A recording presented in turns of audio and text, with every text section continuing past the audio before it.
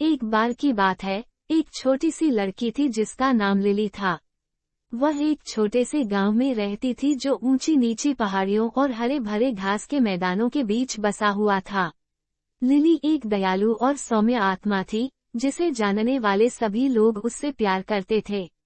उसका जानवरों के साथ एक विशेष संबंध था और वे उसके शुद्ध दिल और कोमल आत्मा को महसूस करते थे। एक धूप वाली दोपहर लिली अपने बगीचे में खेल रही थी जब उसने पास के झाड़ी के पीछे से एक नर्म सी फुसफुसाहट सुनी। उत्सुकता से वह सावधानी से ध्वनि के पास पहुंची और एक छोटा कांपता हुआ पिल्ला पत्तियों के नीचे छिपा हुआ पाया। पिल्ला पतला और अस्त व्यस्त था, उसकी फर उलझी हुई थी और उसकी आंखें उदास और गिड़गिड़ा रही थीं। लिली का दिल छोटे जीव के लिए निकल गया और वह जानती थी कि उसे उसकी मदद करनी होगी। उसने कोमलता से पिल्ले को उसके छिपने के स्थान से बाहर निकाला और अपनी बाहों में ले लिया, उसे अपने गर्म आलिंगन में लपेट लिया। लिली ने पिल्ला का नाम बडी रखा और उस दिन से वे अविभाज्य हो गए।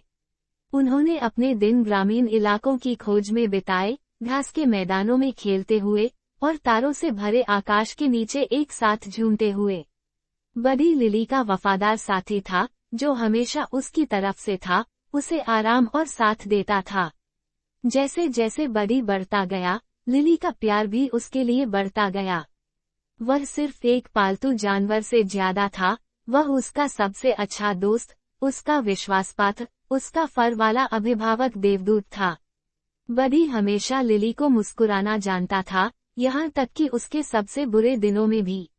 एक दिन लिली और बडी जंगल में खेल रहे थे जब उन्हें कुछ बड़े बच्चे एक छोटे से खरगोश को चिढ़ाते और सताते हुए मिले। लिली का दिल करुणा से भर गया और वह जानती थी कि उसे हस्तक्षेप करना होगा।